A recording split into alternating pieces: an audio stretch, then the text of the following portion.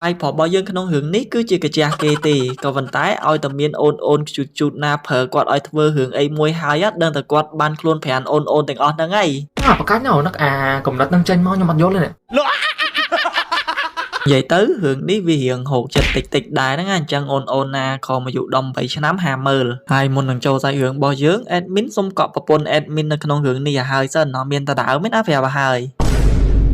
vậy tới lực ní admin trong bà đòm ta ôn dọ clay tê bùa ta chọn đồ type ok chẳng to cả mọi khát pê dú dương châu sponsor dương mùi dẫn hay dương châu được can sạch cái đường bao nhiêu tay mà đòn video ní sponsor đói chín tàn thôi nơi chín tàn thôi mình luôn bạn anime khủng bậc page khủng mục khủng mạ khủng bài gia đằng ấy còn miền đây mình tha cả áo mình tha cả tab accessory figure status top grade original ấy còn miền này vậy tới nhà ông này trong họ ấy còn bàn sẵn thà miền khủng mục thằng o hay năng chẳng mà sân chị nào này trời cả bạn anime trong tên bạn anime complex chín tàn thôi cứ chơi chùm rồi dollar sầm rạp nhà đó này chụp buôn link page admin đã ở trong description khang khom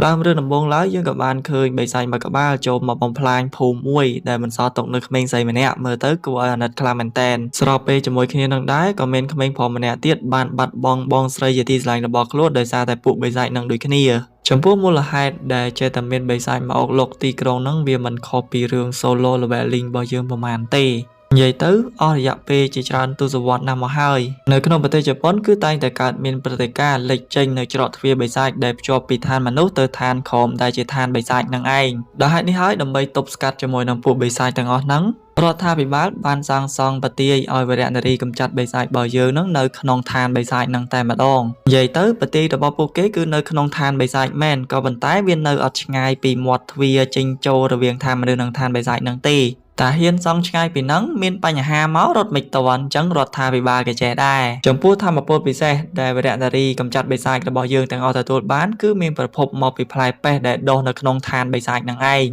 xong bị chẹt phèp kia dương tích nó không hưởng nít phò bỏ dương hiện ọt bị giỏi tí gáy phụ cái oi tham một pô là phụ xây tí đời lái là khăn bị xét tôi phò bỏ dương cầm miên tham một pô đai tại một bàn tham pô là thời vừa cái chia cái dân vậy tới về tuần nia Clementineการมาดอลเปปัจจุบันวิ่งตัวไอพอไปเยอะคือมีชัวถายูกิสอบทั้งไงคือเชียร์สลามันเนี่ยได้โจจัดโจยอกอาซามันนึกจงวิ่งล้วนก็โดยเชียร์มัดแพะรวมธนาระบอกอดคลังเหมือนแตนยัยปิท่ากิจการบอจุธนาบอจุสลาไอยูกิเพื่อตำเนี่ยไอตีอดเจอโดยเนี่ยมือตีออยแต่ท่าบ้านโปรยูกิเห็นจะมวยดังตำบัดฮอตเพื่อการจังมองเนื้อตามเพลย์ตลอดมาวิดาเปียเพื่อการไอเกวิ่งยูกิกับบ้านกิดปีจีบัดระบอกล้วนท่าจังบ้านจีบัดได้ละอจึงนั่งมันทำแต่เพื่อการไอเกหายหัวเนยขนมจีบัดธรรมดาจังตีเพลียมนุเอาปัตตะแวะให้จรดทวีใบซ้ายกับบ้านการล่างฮายูกิกับบ้านจวบในขนมนั่งแนะซาพวกเมียนกับบ้านปรับเอากรุบขนี้เนยเงียมกลมเฉลชลาโรงจำกรมแนะช่วยสังกรัวช่วยดมดอกปูเก๋ใจมาเวงใต้ทามเมียนตะบานเนยเงียมไอใบซ้ายใจมาไอยูกิรถสนายไม่มาจำกระเตียดเนยไปได้โปรยูกิมาดอเพลย์ตัวบีนังเถอใบซ้ายนังจัดการกอตาหายนังเพลียมนุนรีเนี่ยกำจัดใบซ้ายระบายเยอะมันเนี่ยกับบ้านบางฮันคล้วนกับชวัดช่วยโปรยูกิตวันบางเมื่อปีเตปกระซอระบอเนียงเต๋อคือปัจจิมันธรรมดาโนตีหายบ้านใหญ่ปีทำมาโปรปีแซ่ระบอเนียงเว้นคืออาจับใบซ้ายเดเตยเพื่อจีกระเจียระบอเนียงบ้านบรรทอปีกับใบซ้ายนังงอบออกบุญออกกับบ้านในริมเนี่ยนั่งกับบ้านนายนอมคล้วนทานเนียงคือจีกับไปเต้นกรมในขนมกรมเนี่ยกำจัดใบซ้ายตีมเปิลได้ไม่ชัวทักคิยูกาจำหมกอาหารยโอนคิยูกานาเกกระกอดจังยอกอดเพื่อประพลไอ้ของมันแผลแอดมินในข้างของพองบ้านมันติดเยอะเกินท่าไปใส่นังจังเมาการได้เจริญโดยจังเตอโอนคิยูกะกับบ้านนวมโปรยูกิจังปีกหลายนังกำลังไปได้รถกิจนังได้เยอะเกินท่าสมาชิกในขนมกรมโอนคิยูกะใบเนี่ยเตี้ยกับบ้านมาดอช่วยสปอร์ตเนียงบ่เมื่อต่อการสมาธิเพียรระบอโอนอย่างใบเตอก็มันออนได้ตีมุ้ยคือมีชัวท้าโอนสู้คือเชียร์ประพลระบอแอดมินหายสมาธิเพียรปีแซ่ระบอเนียงเว้นคือไอปริกปรวนครัวระบอเนียงตามจัดบ้านตีปีคือโอนเฮมาริสมาร์ทเพียบไปใจตะบอลเนี้ยงจังถวยได้ตะบอลเนี้ยนั่งเตยเจียบทไอกับบ้านตีใบคือโอนใส่มันเนี่ยสอบปากกระชุกนี่คือเมนชโมธานเน่หายสมาร์ทเพียบตะบอลเน่คือเปรียบโดยเจราดาจังอัดมือคืนปีศาจเพียบเจ็ดได้ในจงเป็นครวนบ้านใหญ่คล้ายคือเมียนเยียนแต่ตัวดังอมปีศาจเพียบปีจำง่ายกระไรปีเนี่ยต่างใบบานช่วยไวดานไอโอนคิวกาหายเยอะเคยทาโปเกต่างใบก็กำปองแต่ช่วยดอกเมงโปรมันเนี่ยจังปีตีนี้โดยแค่นี้เนอไปได้เมงพร้อมเนี่ยนั่งพญานั่งครวนล้างเวียกับบ้านสบาย សវ៉ាហបងស្រីរបស់វាព្រោះអីមុនហ្នឹងបងស្រីរបស់វាក៏បានជាប់នៅក្នុងហ្នឹងដែរក៏លេចមកខាងអូនគីយូកាជាមួយនឹងប្រូយូគីវិញពួកគេក៏បានប្រទះឃើញបងស្រីក្មេងប្រុសម្នាក់ហ្នឹងហើយពួកគេក៏បានចូលទៅជួយក្នុងស្ថានភាពបែបនេះអូនគីយូកាអត់អាចទប់ទល់ជាមួយនឹងពួកបិសាចទាំងអស់ហ្នឹងបានទេក៏ដោយសារតែនាងត្រូវការពារមនុស្សរហូតដល់2នាក់ហើយបើសិនជានាងនៅម្នាក់ឯងវិញច្បាស់ណាស់ពួកបិសាចទាំងអស់ហ្នឹងមិនមែនជាដៃគូរបស់នាងនោះឡើយដោយហេតុនេះអូនគីយូកាក៏បានខាត់ស្ពែរនាងមួយការពារខ្លួនសិនរងចាំក្រុមគ្នារបស់នាងដទៃទៀតមកជួយ support នាងលុះចាំអស់មួយសន្ទុះ spell ហ្នឹងក៏ចិត្តអស់ប្រសិទ្ធភាពតែអូនទាំង3របស់យើងអត់ទាន់មកដល់នោះទេក្នុងស្ថានភាពបែបនេះអូនគីយូកាអាចបណ្ដោយខ្លួនឲ្យធ្លាក់ក្នុងស្ពានគ្រោះថ្នាក់បាននោះឡើយដោយសារតែកន្លងមកនាងខិតខំប្រឹងប្រែងដោះខាត់ខ្លួនឯងខ្លាំងមែនទែនដើម្បីឲ្យខ្លួនក្លាយទៅជា Supreme Commander ហើយ Supreme Commander នឹងដែរគឺជាបុគ្គលដែលខ្លាំងជាងគេបំផុតនៅក្នុងអង្គភាពកញ្ចត់បិសាចដូចនេះអូនគីយូកាគឺត្រូវបង្ហាញគ្រប់គ្នាឲ្យឃើញថានាងគឺពិតជាមានសមត្ថភាពខ្លាំងស័ក្តិសមធ្វើជា Supreme Commander នៅពេលអនាគតក្រោយពីបង្ហាញចំហដ៏រឹងមាំរបស់ខ្លួនហើយអូនគីយូកាក៏បានសុំប្រូយូគីសាកប្រើធម្មពលរបស់នាងទៅលើគាត់ព្រោះតាំងពីដើមមកនាងអត់ដែលប្រើធម្មពលពិសេសរបស់នាងទៅលើមនុស្សនោះទេពេលឮចឹងប្រូយូគីរៀងគាំងដែរហ្នឹងព្រោះចង់ចាប់គាត់ធ្វើកាជះហ៎តែធ្វើមិនទេទឹកដល់ចំោះហើយមានតែយល់ព្រមទៅបំព្រមទេមានតែងាប់ងោះគ្នាកំឡុងពេលដំណើរការចាប់ប្រូយូគីធ្វើជាកាជះហ្នឹងអូនគីយូកាអត់ឲ្យកូនស្រីម្នាក់ហ្នឹងមើលទេខ្លាចខូចភ្នែកព្រោះមានកាយវិការមួយចំនួនវាអត់សូវសមរម្យរួចហើយអូនគីយូកាក៏បានឲ្យប្រូយូគីហ្នឹងលិតដៃរបស់នាងដូចឆ្កែអញ្ចឹងត្រូវអីតែធ្វើកាជះរបស់គេគឺធ្វើជារឹកដូចឆ្កែអញ្ចឹងដល់អញ្ចឹងទៅប្រូយូគីរៀងភាំងដែរហ្នឹងតាំងពីតូចដល់ធំតែបានប៉ះស្អីៗផងឥឡូវបានលិតអីណាក្រោយពីបានលិតអូនគីស៊ូកាហើយភ្លាមនោះរាងកាយរបស់គាត់ក៏បានប្រែខ្លួនទៅជាបិសាចហើយមានថាមពលខ្លាំងមែនទែនពេលឃើញចឹងអូនគីយូកាសឹងតែមិនជឿនោះទេថាវាអាចដំណើរការខ្លាំងបែបនេះរួចហើយនាងក៏បានប្រញាប់យកក្មេងស្រីឡើងលើខ្នងយូគីដើម្បីវាយសម្រុកចេញពីកន្លែងហ្នឹងបើនិយាយពីសមត្ថភាពក្នុងការប្រយុទ្ធរបស់ប្រូយូគីនៅពេលនេះគឺអស្ចារ្យខ្លាំងមែនទែនទាំងល្បឿននិងកម្លាំងមិនយូរប៉ុន្មានពួកគេក៏បានមកជួបជាមួយនឹងអូនទាំង3ហើយក៏បានឲ្យពួកគេយកក្មេងៗទៅកន្លែងដែលមានសុវត្ថិភាពដោយទុកឲ្យអូនគីយូកាជាមួយនឹងប្រូយូគីគឺជាអ្នកចាត់ការជាមួយនឹងពួកបិសាចធំបន្ត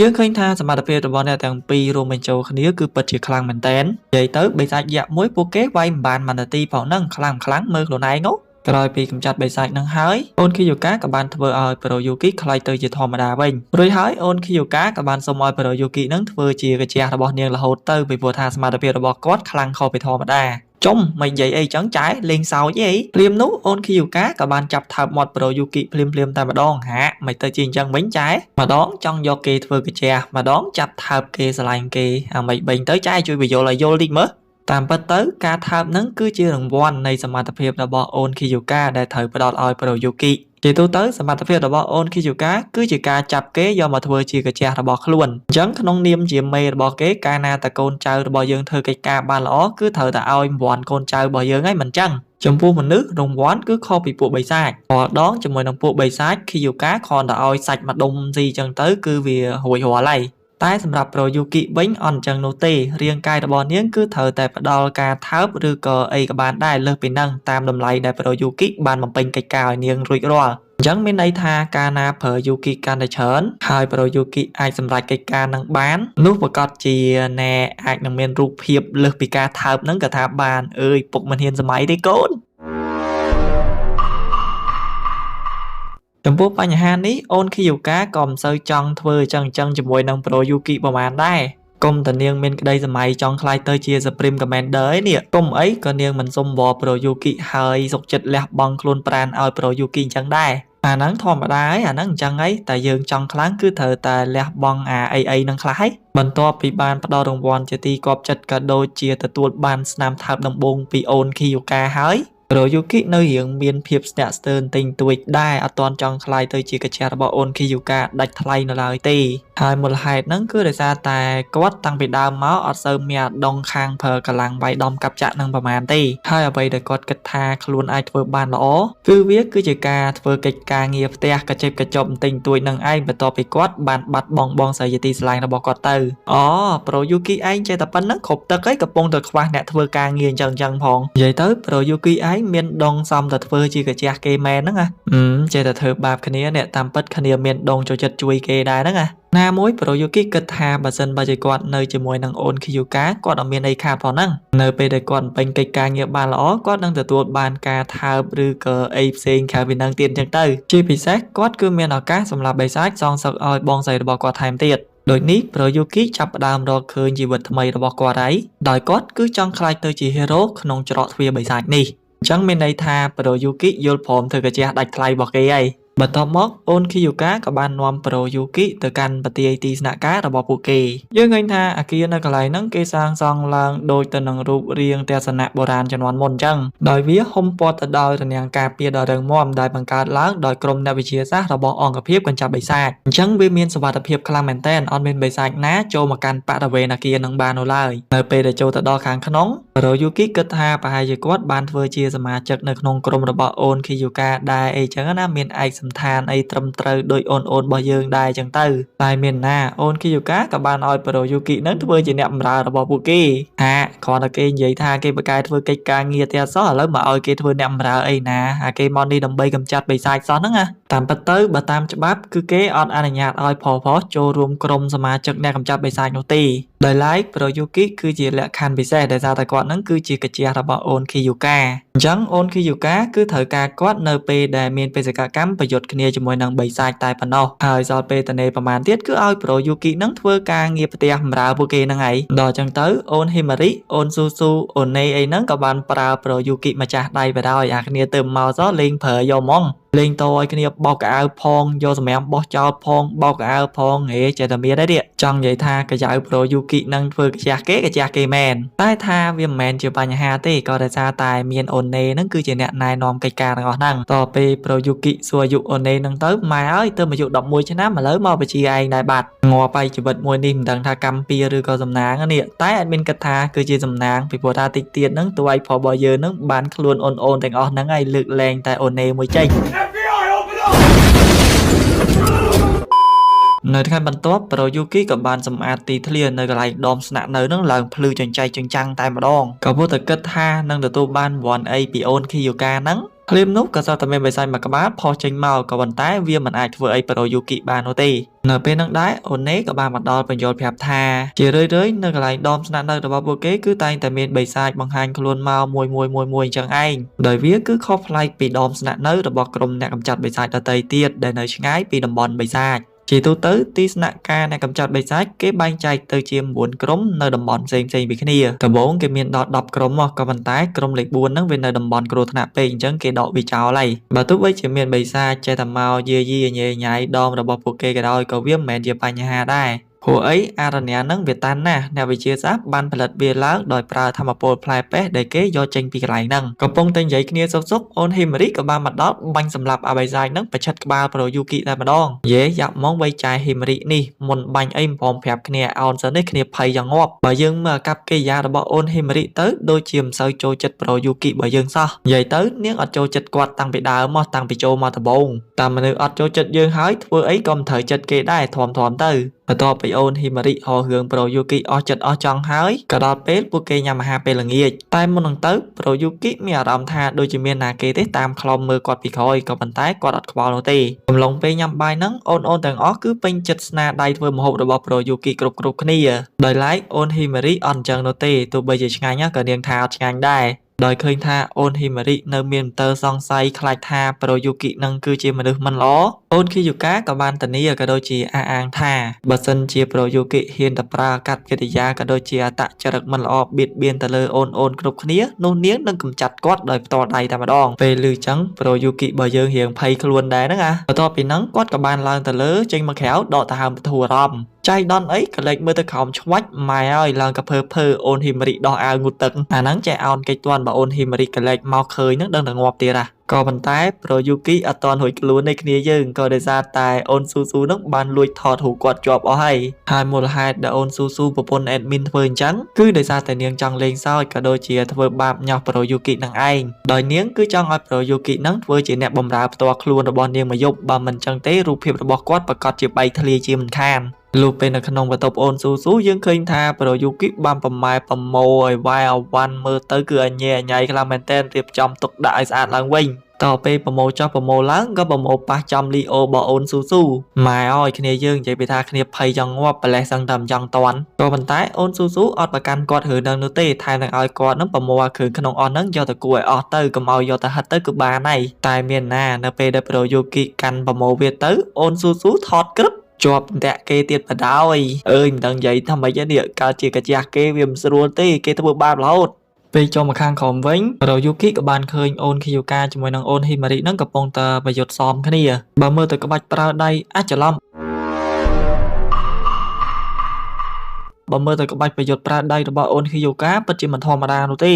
េអញ្ចឹងទៅប្រូយូគីចាប់ដើមភ័យខ្លួននឹងខ្លាចតែអូនស៊ូស៊ូតលាយរូបថតរបស់គាត់ទៅដឹងតែត្រូវថ្មោងរបស់អូនខីយូកាហ្មងបានបន្តិចអូនណេក៏មកប្រាប់ថាឲ្យប្រូយូគីនឹងនៅជាមួយនឹងអូនស៊ូស៊ូទៅតិចទៀតពួកគេទាំង3នាក់នឹងទៅប្រជុំនៅខាងក្រៅងាប់ចាប់បដ ாய் តែប៉ុណ្ណេះបានដៃអូនស៊ូស៊ូធ្វើបាបទៀតហើយនៅពេលដែលអ្នកទាំង3ទៅអស់អូនស៊ូស៊ូក៏បានប្រើឲ្យប្រូយូគីនឹងម៉ាស្សាឲ្យនាងតាំងពីតូចដល់ធំអូនស៊ូស៊ូអត់ដែលមានអាគេម៉ាស្សាឲ្យនាងទេអញ្ចឹងហើយឥឡូវហ្នឹងនាងមានអារម្មណ៍ថាស្រួលខ្លាំងមែនតើហើយបើប្រូយូគីវិញម៉ាស្សាឲ្យគេបដើក្តៅខ្លួនបដើចុំជាអាសស្គូសកំឡុងពេលដែលម៉ាស្សាហ្នឹងប្រូយូគីក៏បានដឹងថាមូលហេតុដែលអូនស៊ូស៊ូចេះតែញោះគាត់ធ្វើបាបគាត់លេងសើចមួយគាត់ហ្នឹងគឺដោយសារតែតាំងពីដើមមកនាងអត់ដែលនិយាយជាមួយនឹងមនុស្សផុសទេនិយាយទៅនាងរៀននៅក្នុងសាលាដែលមានតែស្រីៗសុទ្ធទេព្រោះថាគ្រួសាររបស់នាងតឹងរឹងខ្លាំងមែនតើដល់ហើយនេះហើយទើបនាងសម្រេចចិត្តជ្រើសរើសចូលធ្វើជាសមាជិកក្នុងអង្គភាពកម្ចាត់បិសាចដើម្បីស្វែងរកសេរីភាពក៏ដូចជាសម្រាប់បិសាចឲ្យសុបាយកុំឲ្យខ្លួនឯងឯកាតទៅទៀតបន្ទាប់ពីម៉ាស្សាចូលខ្លួនអីហើយអស់ហើយអូនស៊ូស៊ូក៏ប្រវល់ប្រូយូគីនឹងលេងហ្គេមអាណាគេចាញ់ស្រាតក្អាវអញសង្ស័យតែជាប់តាក់គេទៀតទេតែអត់អីទេបថុយមកក្តារគ្មានអីខាតផងតែថាប្រូយូគីលេងអត់ឈ្នះអូនស៊ូស៊ូទេស្រាតអស់លេងនៅសល់តាលីអូមួយអញ្ចឹងហើយអូនស៊ូស៊ូនៅឲ្យស្រាតទៀតស្មានតែចប់ត្រឹមហ្នឹងហើយអញ្ចឹងទៅប្រូយូគីក៏បានបកកាយថាស្រាតអត់កើតទេតែស្រាតអស់លេងហ្នឹងគាត់ជាប់គុកឡើយតែថាអូនស៊ូស៊ូអត់ព្រមទេក៏ឲ្យគាត់ស្រាតឲ្យលឿនទៅព្រោះអីនៅក្នុងហ្នឹងអត់មានប៉ូលីសមកចាប់ទេបើសិនតែបីសាអញ្ចឹងណាមួយអូនស៊ូស៊ូអត់ដែលឃើញមនុស្សផុសស្រាតកៅអស់អញ្ចឹងទេនាងចង់ឃើញអាកូនដំរីក្នុងខោហ្នឹងថាវាខ្ជូតប៉ុណ្ណាដល់អញ្ចឹងទៅប្រូយូគីក៏បកកាយទៀតហើយថាអត់អាចស្រាតបានទេពីព្រោះអីខ្លាចអាកូនដំរីក្នុងខោហ្នឹងវាខឹងតែខឹងហ្នឹងបញ្ហាឡើយដោយមើលទៅប្រូយូគីអត់ស្ដាប់នាងអូនស៊ូស៊ូក៏បានប្រែកាឡាខ្លួននាងឲ្យទៅជាធំហើយចាប់ស្រាតខោប្រូយូគីតែម្ដង ចឹងធ្វើអីហ៎បានឯងមកវិញ ងាប់ហើយកតិកទីអស់ហើយពេលឃើញកូនដំរីប្រូយូគីហើយអូនស៊ូស៊ូអស់សណ្ដាច់ខ្លាំងមែនតើងាប់ហើយមើលកូនដំរីគេឡើងខ្ជូតភ្លាមនោះដែរក៏សត្វតែមានបិសាចធំមកក្បាលមកញ៉ែញ៉ៃនៅខាងក្រៅហើយពួកគេក៏បានចេញទៅទប់ទល់ជាមួយនឹងវាអូនស៊ូស៊ូក៏បានប្រើធម្មពលរបស់នាងព្រីខ្លួនឲ្យទៅជាធំហើយវាយជាមួយនឹងបិសាចហ្នឹងបើមើលទៅសមត្ថភាពរបស់អូនស៊ូស៊ូពិតជាមិនធម្មតានោះទេអាបិសាចហ្នឹងគឺមិនមែនជាដៃគូរបស់អូនស៊ូស៊ូនោះឡើយហើយបើប្រូយូគីវិញជួយអីនាងអត់បាននោះទេបានធ្វើតែមកឈរមើលនាងវាយអាបិសាចហ្នឹងនៅលើប៉មក្រោយពីចាត់ការបិសាចមកក្បាលហ្នឹងហើយភ្លាមនោះក៏សត្វតែមានបិសាចធំជាងនឹងមកក្បាលទៀតវាយឆ្មក់អូនស៊ូស៊ូពីក្រោយបើមើលទៅសមត្ថភាពរបស់វាគឺខ្លាំងជាងអាបិសាចមុនខ្លាំងមែនតើដែលហេតុនេះហើយអូនស៊ូស៊ូរបស់យើងគឺទប់ទល់ជាមួយនឹងវាអត់ជាប់នោះទេត្រូវបានវាវាយឡើងលហែកអាវហើយដោយមើលទៅស្ថានភាពដូចជាមិនសូវស្រួលប្រូយូគីក៏រនឹកវិធីប្រែកាឡាខ្លួនគាត់ដើម្បីទៅជួយអូនស៊ូស៊ូតគិតចុះគិតឡើងគាត់ក៏នឹកឃើញថាមូលហេតុដែលគាត់អាចប្រែកាឡាបានគឺគាត់ត្រូវការក្លិនរបស់អូនខីយូកាអញ្ចឹងទៅគាត់ក៏បានសវេសវារអីក៏ដោយឲ្យទៅជាប់ក្លិនអូនខីយូកាហ្នឹងយកមកលិតទាំងអស់រួចហើយគាត់ក៏បានរកឃើញឈុតស្បែកជើងកវែងដែលជាឯកសណ្ឋានរបស់អូនខីយូកាហ្នឹងយកចេញមកក្រៅនៅពេលដែលគាត់លិតអាស្បែកជើងហ្នឹងទៅយើងឃើញថាគាត់គឺអាចប្រែកាឡាបានពិតមែនក៏ប៉ុន្តែតម្រងរបស់គាត់ដែលបានប្រែកាឡាហ្នឹងដូចយើងនៅស្ទើរមួយទេពាក់កណ្ដាលមនុស្សពាក់កណ្ដាលបិសាចទោះជាយ៉ាងណាតម្រងមួយនេះគឺអាចជួយអូនស៊ូស៊ូកម្ចាត់បិសាចមួយនឹងបានរួចហើយគាត់ក៏បានធ្លាក់ចូលចំបន្លោះភ្នំរបស់អូនស៊ូស៊ូយេមិនធ្លាក់ចូលចំប្លង់ល្អម៉េះវ៉ៃដល់ពេលអូនស៊ូស៊ូប្រែកាឡាទៅជាទូចវិញដើរមករកប្រូយូគីនាងភ្ញាក់ព្រឹតចុំអូ my god មិនកូនរីរបស់ប្រូយូគីឯងឆាប់ធំហ៎ដល់ពេលវាធំអញ្ចឹងតំណងនេះអត់ចង់តែប៉ះលេងទេចង់និយាយថាអូនស៊ូស៊ូនឹងក៏ប៉ិនទៀតអាប្រូយូគីនេះគ្នាខ្មាស់ចង់ងាប់អីនៅពេលដែលអូនខីយូកាត្រឡប់មកវិញនាងក៏បានបដៅប្រូយូគីកុំឲ្យប្រូយូគីនឹងប្រើធម្មពលញ៉ៃញ៉ៃទៀតដោយមិនមានសុំការអនុញ្ញាតពីនាងហើយនាងក៏បានណែនាំអូនស៊ូស៊ូផងដែរថាកុំឲ្យចេះតែមើលងាយសត្រូវដូចមិននឹងទៀតខ្លាចមានគ្រោះថ្នាក់ហើយបើសិនជាអូនស៊ូស៊ូចង់អរគុណប្រូយូគីរឿងជួយនាងមិនហ្នឹងអូនស៊ូស៊ូគឺអាចជួយប្រូយូគីធ្វើកិច្ចការងារផ្ទះនៅក្នុងដមអីចឹងទៅគឺបានហើយនៅពេលដែលអូនខីយូកាចេញទៅផុតអូនស៊ូស៊ូក៏បានមកអង្គុយពីលើប្រូយូគីថែមទៀតហើយអត់មានជួយធ្វើកិច្ចការអីទេ ព្រោះអីអាពេលកូនរៃរបស់ប្រូយូគីធំហ្នឹងអូនស៊ូស៊ូគឺបានថតរូបនាងជាមួយនឹងប្រូយូគីហ្នឹងទុកបានមួយសន្លឹកទៀតហើយចាប់បាត់ហើយប្រូយូគីអាខំជួយគេហើយត្រូវថ្មោងតែឥឡូវត្រូវគេថតរូបយកមកគម្រាមទៀតមិនដឹងមិនមកទេជីវិតមួយនេះធ្វើកាចាស់គេវាមិនស្រួលមែនចង់និយាយចឹងតែថាបើនិយាយថាវាអាក្រក់ក៏វាពិបាកដែរព្រោះអីធ្វើកាចាស់ជាមួយនឹងស្រីស្អាតស្អាតចឹងវាម្យ៉ាងដែរកាន់មកខាងចការផ្លែប៉េះនេះវិញឥឡូវហ្នឹងក៏ពុទ្ធតែមានពួកបិសាចចូលមកអុកលុកទៅដើមផ្លែប៉េះហ្នឹងហើយក្រុមអ្នកកំចាត់បិសាចក្នុងដុំដតីទៀតក៏បានមកទប់ទល់ក៏ប៉ុន្តែមើលទៅទប់អត់ជាប់ទេពួកអស់នឹងខ្លាំងណាស់សំខាន់នារីដែលដឹកនាំពួកបិសាចចូលមកអុកលុកហ្នឹងគឺស្គាល់ប្រូយូគីចាំមើលថាតើនារីកូនកាត់បិសាចម្នាក់ហ្នឹងគឺជាអ្នកណានៅថាបន្ទាប់អូនខីយូកាក៏បាននាំប្រូយូគីឡើងមកពិភពមនុស្សវិញមកផ្លែតដើម្បីសម្រាកលំហែកាយវាទូអារម្មណ៍ចឹងណាកុំឲ្យរស់នៅក្នុងពិភពបិសាចវាតានតឹងពេកឈើលកាហ្នឹងអូនខីយូកាក៏បាននាំប្រូយូគីទៅកន្លែងគេបញ្ចុះសាកសពអ្នកភូមិក៏ដូចជាក្រុមគ្រួសាររបស់នាងដែលត្រូវបានបិសាចសម្លាប់នៅក្នុងហេតុការណ៍ដ៏សាហាវព្រៃផ្សៃហ្នឹងអូនខីយូកាចងចាំវាមិនភ្លេចនោះទេដោយបិសាចដែលបានប្រព្រឹត្តរឿងទាំងអស់នេះគឺជាបិសាចដែលមានស្នែងមួយធំហើយអូនខីយូកាក៏បានដាក់ឈ្មោះឲ្យវាថាយូនីហនដើម្បីងាយស្រួលតាមរកក៏ដូចជាសងសឹកនៅពេលហ្នឹងដែរអូនខីយូកាក៏បានសម្ដែងការសោកសៅជាខ្លាំងហើយប្រូយូគីក៏បានដឹងថាមូលហេតុដែលអូនខីយូកាចូលរួមក្នុងក្រុមសមាជិកអ្នកកម្ចាត់បិសាចគឺដោយសារតែនាងចង់សងសឹកឲ្យអ្នករាល់គ្នាដែលបានស្លាប់ទ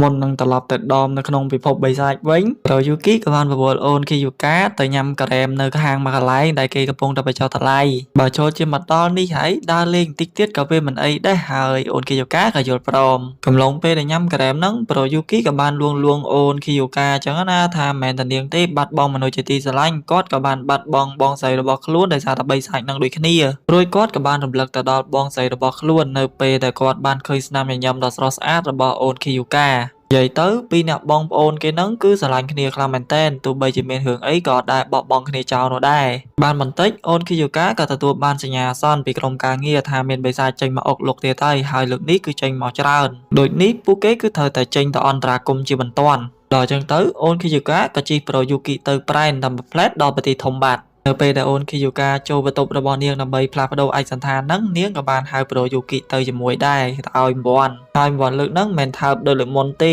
គឺឲ្យប្រូយូគីជួយដោះស្រោមជើងលើកជើងហើយឲ្យប្រូយូគីមើលចប់អញថាមែន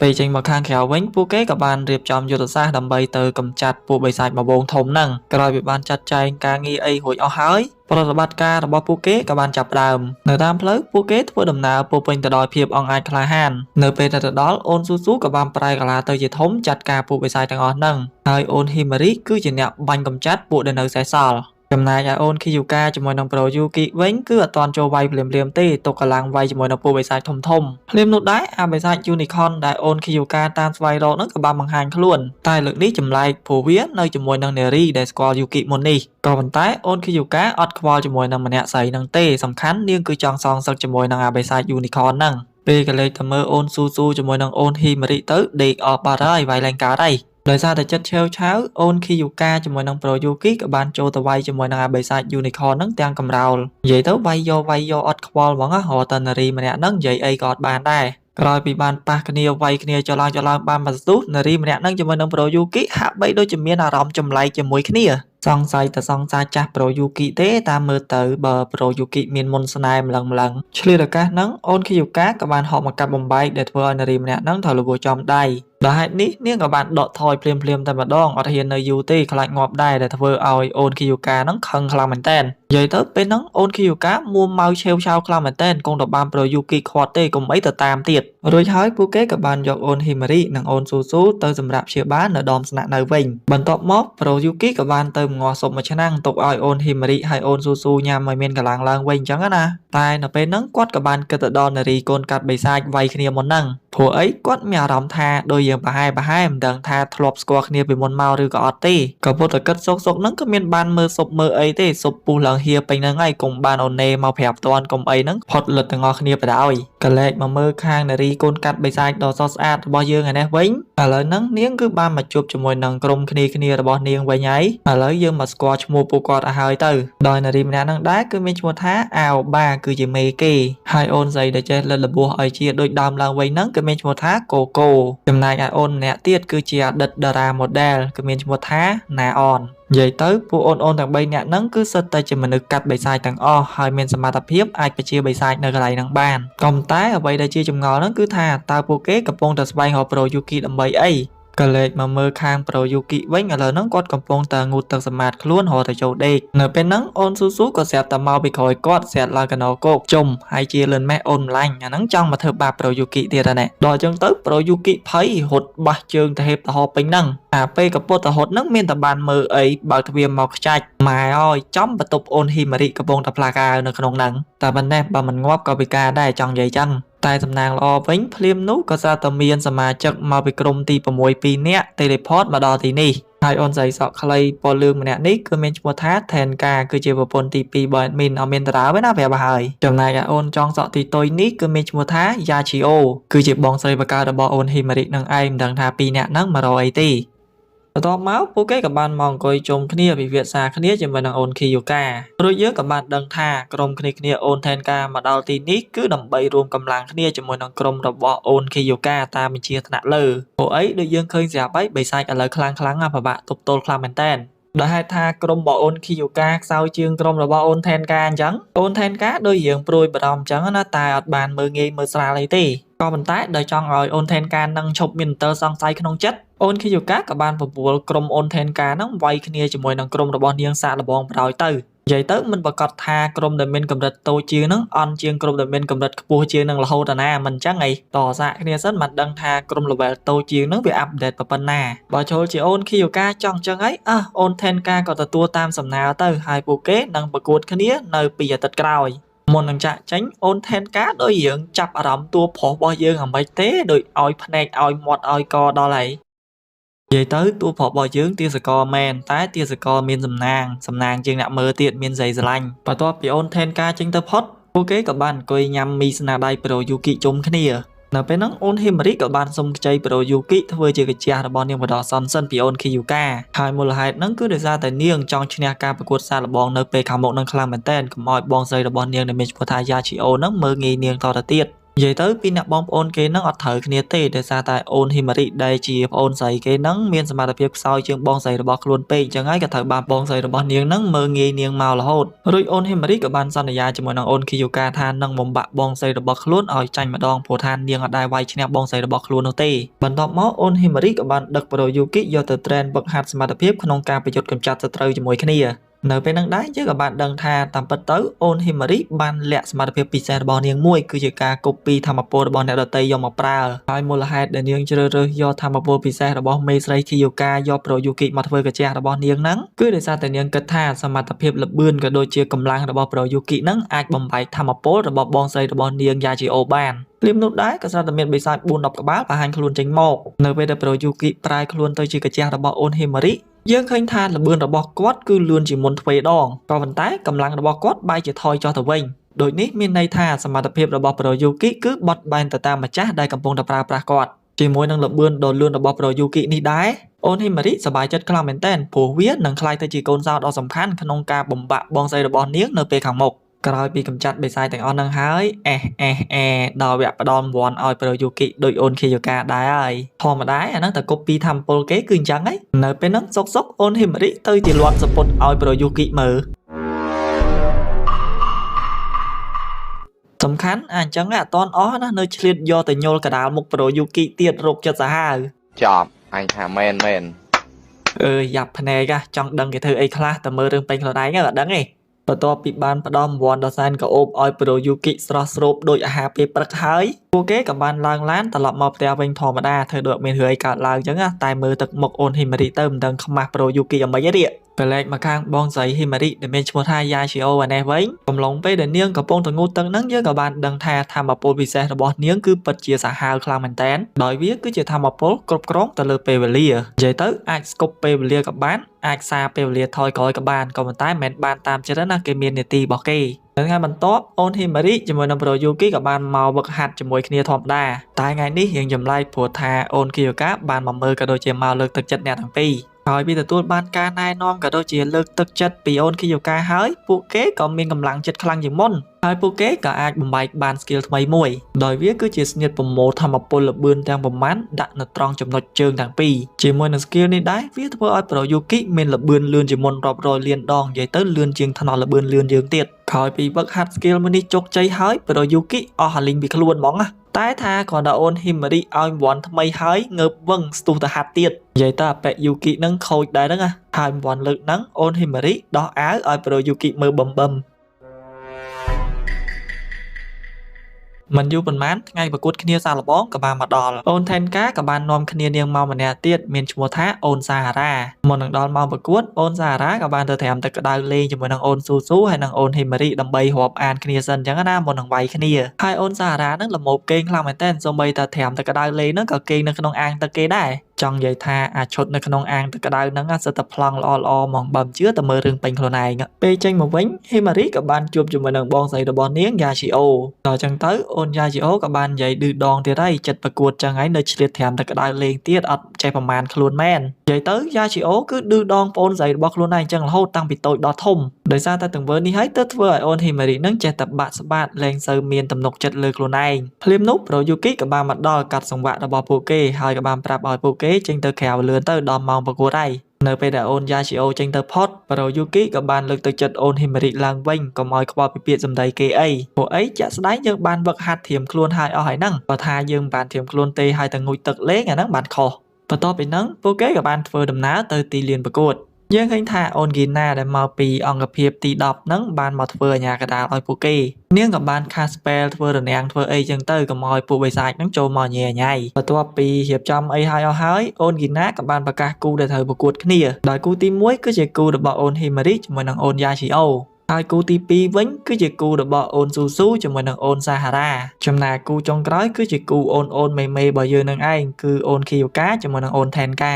ដូចនេះគូទី1ក៏បានចាប់ផ្ដើមភ្លាមនោះអូន Himari ក៏បានបង្ហាញ Pro Yuki ចេញមកបើយើងមើលទៅវាដូចការប្រកួត2 vs 1ចឹងក៏ប៉ុន្តែវាមិនមែនចឹងទេក៏ដោយសារតែ Pro Yuki នឹងគឺគ្រាន់តែជាផ្នែកមួយនៃធម្មពលរបស់អូន Himari តែប៉ុណ្ណោះបើទោះបីជាអញ្ចឹងក៏ដោយអូន Yashio អត់មានព្រឺជាមួយទេក៏ដោយសារតែនាងជឿជាក់លើធម្មពលគ្រប់គ្រងពេលវេលារបស់នាងបំរុងនឹងថា cast spell ស្គប់ពេលវេលាវាយបហាទៅកាន់អ្នកទាំងពីរទៅហើយហ្នឹងភ្លាមនោះ Pro Yuki ក៏បានប្រើល្បឿនយ៉ាងលឿនស្ទុះទៅវាយអូន Yashio បានមុន cast spell អត់ទាន់នោះទេតែទោះជាយ៉ាងណាវាក៏នៅតែមិនទាន់អាចធ្វើអីអូន Yashio បាននោះឡើយហើយអូន Yashio ក៏បាន cast spell របស់នាងទាញពេលវេលាត្រឡប់ថយក្រោយ5វិនាទីត្រឡប់មកដូចដើមវិញ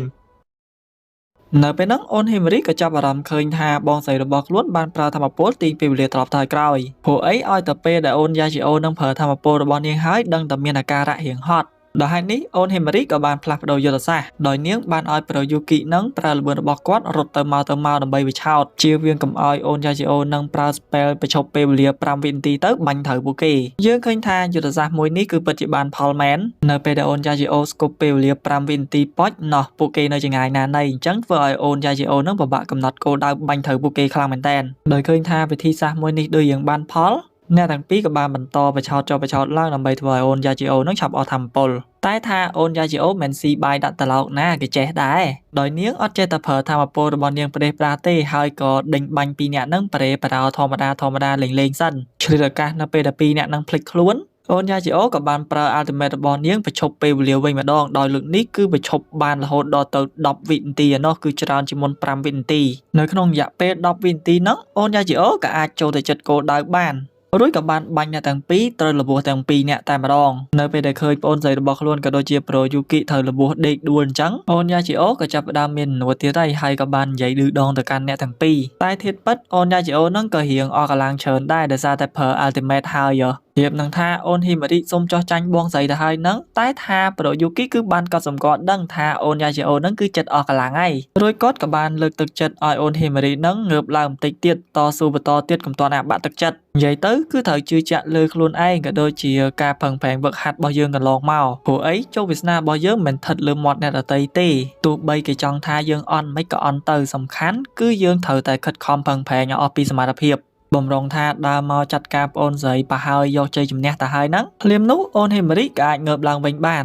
តែថាអូនយ៉ាជីអូអត់មានការព្រួយបារម្ភទេព្រោះនាងអត់ទាន់អស់ធម្មពលលីងហ្មងណានិយាយទៅគឺនៅប្រើបាន2 ម្ដងទៀតនៅពេលដែលអូនហ៊ីម៉ារីហើយប្រូយូគីស្ទុះចូលមកអូនយ៉ាជីអូក៏បានខាត់ spell ប្រកបពេលវេលាទាន់តែថាលើកនេះអូនយ៉ាជីអូមានការញាប់អាវជាខ្លាំងដោយសារតែប្រូយូគីនឹងបានប្រែខ្លួនរបស់គាត់ទៅជាទម្រង់ដើមវិញហើយបាត់អូនហ៊ីម៉ារីទៅណាបាត់ដល់ចឹងទៅនាងក៏បានបាញ់ប្រយោលចូលផ្សាយពីក្រោយយូគីនឹងចឹងទៅខៃលោអូនហ៊ីម៉ារីពួនក្រោយនឹងចឹងណានៅពេលដែល spell របស់នាងសាបទៅមានណាប៉ាំងមកគ្រាប់ឆាបចំក្បែរកំពង់ក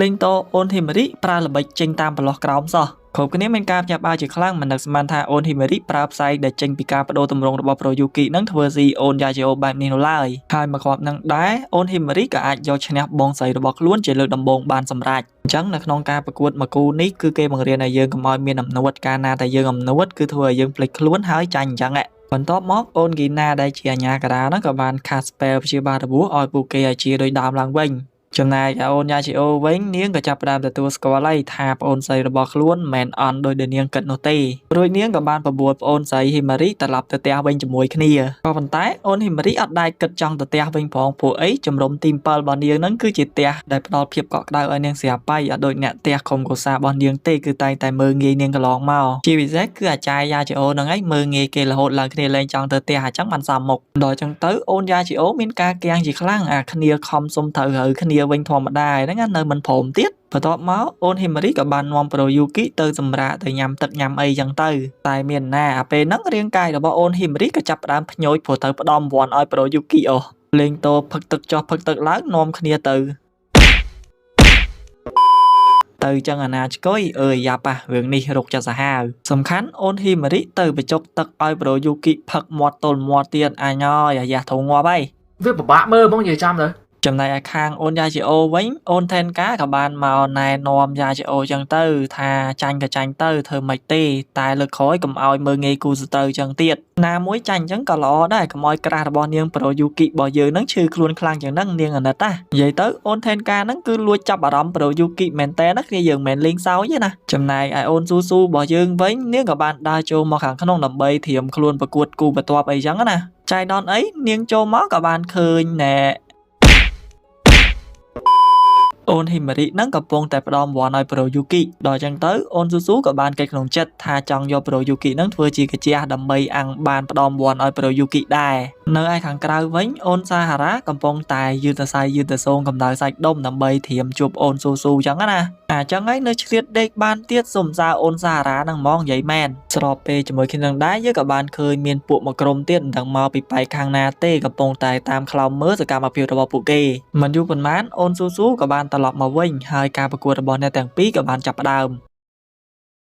យើងឃើញថាសមត្ថភាពរបស់អូនទាំងពីរគឺសុទ្ធតែមានកម្លាំងខ្លាំងដូចគ្នាដោយអូនស៊ូស៊ូចេះបរិខ្លួនរបស់នាងឲ្យទៅជាធំមានកម្លាំងខ្លាំងចឹងទៅចំណែកឯអូនសារ៉ាវិញនាងគឺមានធម្មពលពិសេសគឺធម្មពលអ៊ូរ៉ាផ្លូវក្នុងបន្ទាប់ពីបានប្រើស្នៀតកលាកាសវាយគ្នាទៅមកបោកគ្នាទៅមកអស់មួយសន្ទុះយើងឃើញថាអូនទាំងពីរគឺមានសមត្ថភាពប្រហាក់ប្រហែលគ្នាអត់ទាន់មានណាគេមានប្រៀបជាងណាគេទេដល់ចឹងទៅអូនស៊ូស៊ូក៏បានប្រើធម្មពលរបស់នាងបរិខ្លួនឲ្យធំជាងមុនចំណែកឯអូនសារ៉ាវិញក៏បានបើកអ៊ូរ៉ារបស់នាងឲ្យខ្លាំងជាងមុនផងដែរនៅពេលហ្នឹងយើងឃើញថាអូនស៊ូស៊ូដែលយើងចាញ់ប្រៀបអូនសារ៉ាពីព្រោះអីនាងមានមៀតធំពេកវាយគេទៅយឺតវាយអត់ត្រូវទេអញ្ចឹងទៅក៏ត្រូវបានអូនសារ៉ាវាយនាងដួលទោះជាយ៉ាងណាអូនស៊ូស៊ូអត់ព្រមចោះចាញ់ត្រឹមហ្នឹងទេហើយនាងក៏បានបរិខ្លួនរបស់នាងឲ្យកាន់តែធំជាងមុនបន្ថែមទៀតរួចហើយនាងក៏បានហត់សកត់ចំពីលើអូនសារ៉ាដែលធ្វើឲ្យនាងស្លាប់បាត់ពីព្រោះថានាងអត់អាចគេចពីរាងកាយដ៏ធំរបស់អូនស៊ូស៊ូបាននោះទេបន្ទាប់មកអូនហ្គីណាក៏បានទៅរាប់ដល់3ចឹងណាបើសិនជាអត់ងើបទេគឺជ័យជំនះបានទៅលើអូនស៊ូស៊ូហើយក៏ប៉ុន្តែអូនហ្គីណារាប់បានតែ2ទេភ្លាមនោះអូនសារ៉ាក៏បានក្រោកឡើងវិញទាំងបិទភ្នែកជាមួយនឹងធម្មពលអ៊ូរ៉ាខ្លាំងជាងមុននៅពេលហ្នឹងយើងក៏បានដឹងថាតាមពិតទៅជាក់ស្ដែងរាងកាយរបស់អូនសារ៉ាគឺបានស្លាប់ហើយ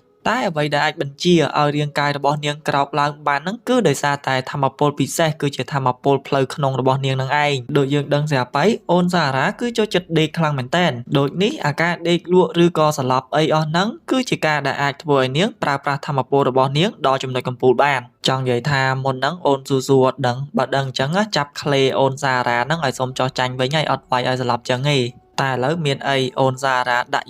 ់យកស្លាប់ឆឹងរាប់ដល់3អីមិនកម្រើកផងដូចនេះជ័យជំនះមួយនេះគឺបានទៅលើអូនសាហារ៉ា តោះបានហើយបិទម៉ៃហើយឈប់សម្រាយតឲ្យបើប្រពន្ធ admin ចាញ់បាត់ហើយហ្នឹងសុំសេត1ម៉ោងសិន 1 hour later នៅពេលដែលអូនស៊ូភ្ញាក់ដឹងខ្លួនឡើងវិញម៉ែអើយមុនហ្នឹងអូនសារ៉ាវាយនាងឡើងលហែកអាវឃើញអាអីគេនោះឡើងច្បាស់ចាស់មើលគ្នាយើងអាប៉ែយូគីរោគចិត្តសាហាវមើលគេចំហមាត់បើកភ្នែកឡើងប៉ុណ្ណាណីបន្ទាប់មកអូនគីយ៉ូកាក៏បានលើកទឹកចិត្តអូនស៊ូកុំឲ្យអន់ចិត្តអីចាញ់ក៏ចាញ់ទៅចាំប្រឹងសមត្ថភាពខ្លួនពេលក្រោយក៏បានដែរហើយក៏បានឲ្យអូនស៊ូហ្នឹងចូលទៅខាងក្នុងផ្លាស់សម្លៀកបំពាក់ចេញកុំឲ្យអាប៉ែយូគីហ្នឹងមើលយូរពេកដោយឃើញថាអូនស៊ូហ្នឹងសេតខ្លាំងពិបាកចិត្តអត់អាចទទួលយកបានប្រយូគីរបស់យើងក៏បានទៅតាមលួងនាងដល់ខាងក្នុងតទៅពេលលួងចុះលួងឡើងក៏ត្រូវបានអូនស៊ូហ្នឹងថើបអស់មកសើទៀតទៅពីព្រោះថាអូនស៊ូហ្នឹងក៏ក្រាស់ប្រយូគីរបស់យើងដែរចុំយ៉ាអើយធ្វើកាជះគេតែស្រីស្រឡាញ់ច្រើនម៉េចវ៉ៃនៅឯខាងក្រៅវិញសុកក៏ស្រាប់តែមានបិសាចមកច្រើនខ្លាំងមែនទែនចូលមកឆាឆៅពួកគេក៏ប៉ុន្តែពួកវាអាចធ្វើអីរនាំងរបស់អូនគីណាបាននោះទេភ្លាមនោះមេអាបិសាចទាំងអស់ហ្នឹងម្នាក់ក៏បានបង្ហាញខ្លួនដោយអាប៉ែហ្នឹងគឺជាម្នាក់ក្នុងចំណោម3នាក់ទៀតដែលបានខ្លោមមើលសកម្មភាពរបស់ពួកគេមុនហ្នឹងអាប៉ែហ្នឹងដែរគឺមានឈ្មោះថា Rairen គឺជាសមាជិកម្នាក់នៃព្រះទាំង8តិចទៀតបានយើងដឹងកាន់តែច្បាស់ថាហេតុអីបានជាពួកព្រះដឹកនាំបិសាចមកវាយពួកមនុស្សបែបនេះយើងឃើញថាសមត្ថភាពរបស់ប៉ែ Rairen ហ្នឹងគឺខ្លាំងមែនទែនអាចបំបែកសៀលការពាររបស់អូនគីណាបានដោយឃើញថាស្ថានភាពដូចជាមិនសូវស្រួលអូនថេនកាក៏បាននាំអូនណេជាមួយនឹងអូនគីណាហ្នឹងចេញពីកន្លែងហ្នឹងសិនដោយទុកឲ្យអូនធីវកាជាមួយនឹងគ្នាទប់ទល់នៅទីនេះបានបន្តិចអូនស៊ូជាមួយនឹងប្រូយូគីក៏បានត្រឡប់មកវិញរួចហើយពួកគេទាំងអស់គ្នាក៏បានរួមដៃគ្នាទប់ទល់ជាមួយនឹងប៉ែ Rairen ហ្នឹងកំឡុងពេលដែលប្រយុទ្ធគ្នាអូនហ៊ីម៉ារីប៊ីនឹងថាប៉ែ Rairen ចាត់ការទៅហើយហ្នឹងភ្លាមនោះបងស្រីរបស់នាងក៏បានមកជួយតាន់រួចហើយអូនយ៉ាជីអូក៏បានឲ្យបងស្រីរបស់ខ្លួនហ្នឹងចេញពីកន្លែងហ្នឹងដោយទុកឲ្យនាងទប់ទល់ជាមួយនឹងអាប៉ែ Rairen ហ្នឹងតែម្នាក់ឯងបានហើយចំណែកអូនហ៊ីម៉ារីហ្នឹងក៏បានមករួមដៃគ្នាជាមួយនឹងអូនគីយ៉ូកាហើយនឹងប្រូយូគីយើងឃើញថានៅពេលដែលអូនហ៊ីម៉ារីហើយនឹងអូនគីយ៉ូការួមធម្មពលគ្នាទៅប្រូយូគីក៏បានបដូរទម្រង់ទៅជាទម្រង់កាន់តែខ្លាំងជាងមុននៅក្នុងទម្រង់កូនកាត់នេះដែរប្រូយូគីអាចបាញ់ធម្មពលតាមមាត់របស់គាត់បានរួចគាត់ក៏បានបាញ់ធម្មពលនឹងសម្រាប់ពួកបិសាចអស់រាប់ម៉ឺនក្បាលគឺថាសាហាវខ្លាំងមែនទែនក្រោយពីពួកគេទាំងអស់គ្នាបានរួមដៃគ្នាប្រយុទ្ធគ្នាជាមួយនឹងពួកបិសាចទាំងអស់នឹងអស់រយៈពេលមួយសន្ទុះធំហើយយើងឃើញថាអូនយ៉ាជីអូទប់ទល់ជាមួយនឹងប៉ែ Rairen នឹងលែងជាប់ហើយប៊ីនឹងត្រូវអាប៉ែ Rairen នឹងចាត់ការទៅហើយហ្នឹងចេះសំណាងល្អវិញភ្លាមនោះប្រពន្ធ admin អូនថេនកាក៏បានមកដល់ teleport ជួយនាងតាន់ពេលឃើញអញ្ចឹងអាប៉ែ Rairen នឹងមានការភ្ញាក់ផ្អើលជាមួយនឹងធម្មពលរបស់អូនថេនកាខ្លាំងមែនទែនបំរុងនឹងថាបជាកូនចៅឲ្យចូលទៅចាត់ការអូនថេនកាមុនទៅហើយហ្នឹងមានណាកលេចមើលឆ្វេងស្ដាំទៅងាប់អលីងទាំងអូនថេនកាវាយងាប់ពីងកាលទោះជាយ៉ាងណាអាប៉ែ Rairen ហ្នឹងក៏អត់មានញើតជាមួយនឹងអូនថេនកាដែរហើយថារកតាខ្លាំងអញ្ចឹងឯងបានវាយទៅវាសុបាយដៃ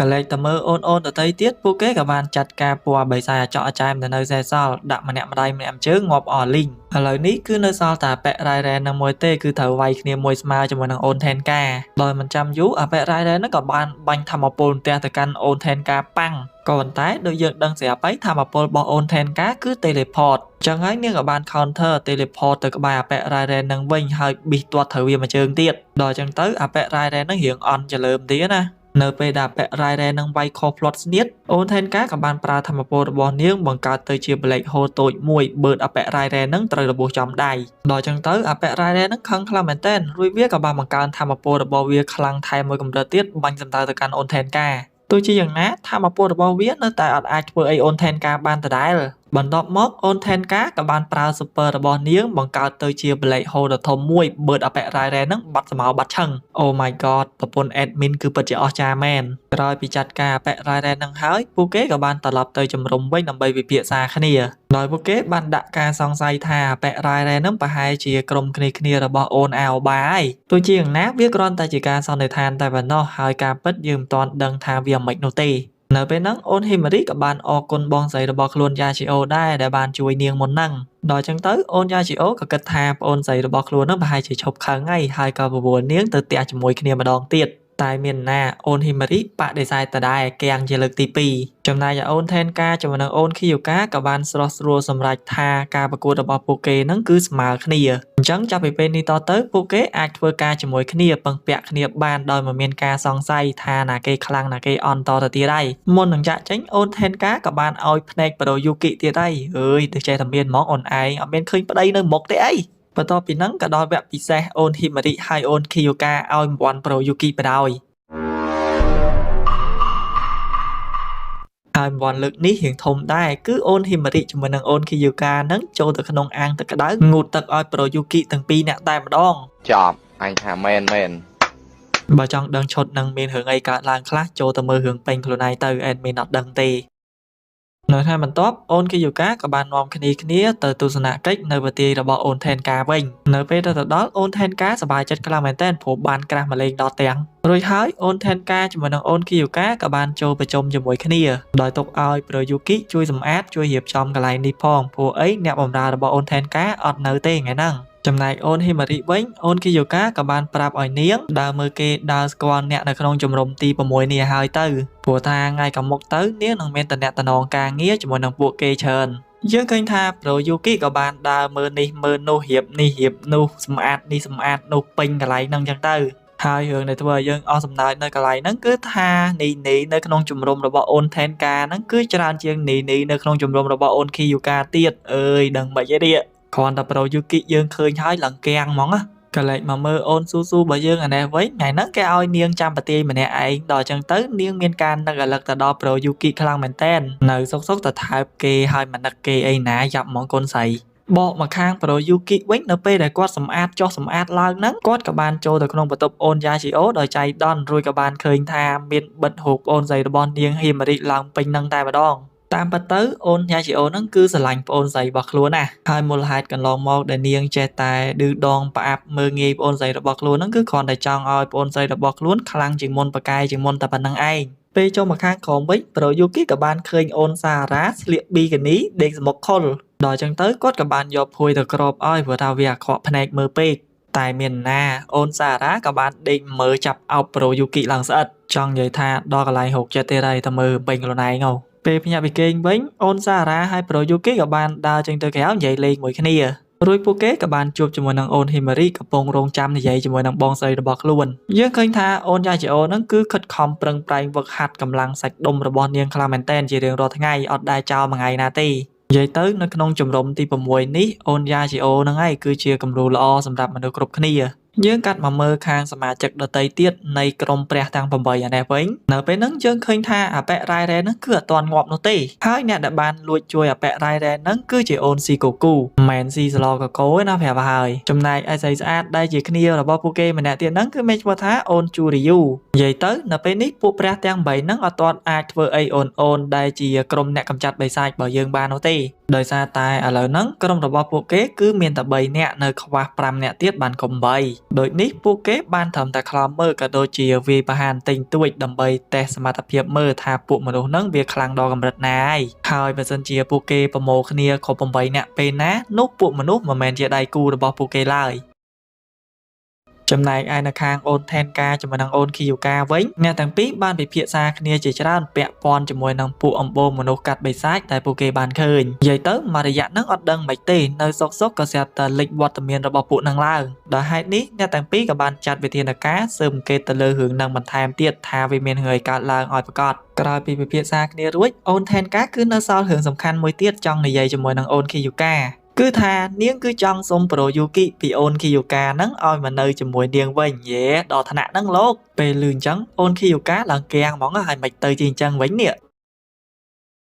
ហើយអាសូរសុំគ្នាយកទៅធ្វើអីលោកសុំគ្នាយកទៅចិញ្ចឹមកុំឲ្យអបសុកធ្វើមើលគ្នាសាន់ចាំម៉ៃគ្នាមនុស្សហ่ะដល់អញ្ចឹងទៅអូន Kiyuka មិនព្រមឲ្យព្រោះក្រុមរបស់នាងក៏ត្រូវការ Pro Yuki ដែរនិយាយទៅគង់តែបាន Pro Yuki ហ្នឹងឯងជួយធ្វើការងារផ្ទះសបាយងសំខាន់យកទៅវាយគ្នាបានទៀតឲ្យស្រួលមិនកើតកំពុងតែមានប្រុសតែមួយគ្រាប់ហ្នឹងផងអញ្ចឹងយកបងពូចមីទៅជំនួសវិញទៅអូន Tenka អើយនៅតាមផ្លូវត្រឡប់ទៅកន្លែងវិញ Pro Yuki មានការគាំងជាខ្លាំងព្រោះគាត់បានដឹងថាអូន Tenka នឹងចង់បានគាត់យកទៅនៅជាមួយនិយាយទៅ Pro Yuki មិននឹកស្មានថាស្រីស្អាតហើយប៉ាកែដូចជាអូន Tenka នឹងចាប់អារម្មណ៍គាត់អញ្ចឹងសោះលុះយប់ឡើង Pro Yuki ក៏ចាប់ផ្ដើមគិតថាគួរទៅនៅជាមួយនឹងអូន Tenka អត់បើអូន Tenka ខ្ជូតគួរឲ្យស្រឡាញ់ម្លឹងកំពុងតែគិតសុកហ្នឹងម៉ែអើយលេងតោអូន Tenka លួច teleport មករក Pro Yuki ដល់បន្ទប់លំមពេលឃើញអញ្ចឹង Pro Yuki មានការគាំងជាខ្លាំងវាមិនដែលណានឹកដើមទៅហើមដល់អញ្ចឹងទេបី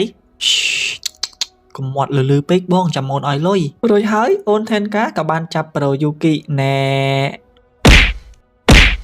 ចាប់អញ្ចឹងជាមួយនាងអញ្ចឹងទៅចៃដន្យអីអូនស៊ូក៏បានមកប្រមូល Pro Yuki ហ្នឹងលេងហ្គេមជាមួយនាងចាប់បានស្រេចដាច់ភាគអស់លីង រួចហើយពួកគេក៏បានយក2នាក់ហ្នឹងមកសួរចម្លើយដល់ចឹងទៅអូនថេនកាក៏បានដោះសារជាមួយនឹងអូនគីយ៉ូកាថាអូនគីយ៉ូកាហ្នឹងអត់ឲ្យប្រូយូគីមកនាងមែនតែមានហាមបិទសិទ្ធអត់ឲ្យនាងមកជួបប្រូយូគីណាមិនចឹងហើយឥឡូវហ្នឹងនាងអបសុកមកជួបប្រូយូគីលេងមានអីខុស Oh my god បកស្រាយបានល្អសមហេតុផលឲ្យរួចខ្លួនម្ដងអញ្ចឹងរួចអូនថេនកាក៏អាចត្រឡប់ទៅកន្លែងរបស់នាងវិញដោយសុវត្ថិភាពបន្ទាប់មកអូនគីយ៉ូកាក៏បានឲ្យអូនណេជាមួយនឹងអូនស៊ូស៊ូសាកប្រើធម្មពលរបស់ពួកនាងជាមួយនឹងប្រូយូគីព្រោះអីអូនគីយ៉ូកាចង់ដឹងថានៅពេលដែលពួកនាងប្រើទៅលើប្រូយូគីទៅប្រូយូគីនឹងប្រែទៅជាទម្រង់អីហើយខ្លាំងឬក៏អត់ដូចនេះអូនណេក៏បានឡើងលើប្រូយូគីមុនដើម្បីតេស្តសាកមើលយើងឃើញថាប្រូយូគីក៏បានប្រែទៅជាទម្រង់ថ្មីមួយទៀតមើលទៅខ្ជូតដូចអូនណេអញ្ចឹងបើនិយាយពីសមត្ថភាពពិសេសវិញក៏មិនខុសពីអូនណេប្រហែលដែរគឺមានភ្នែក X-ray មើលធ្លុះ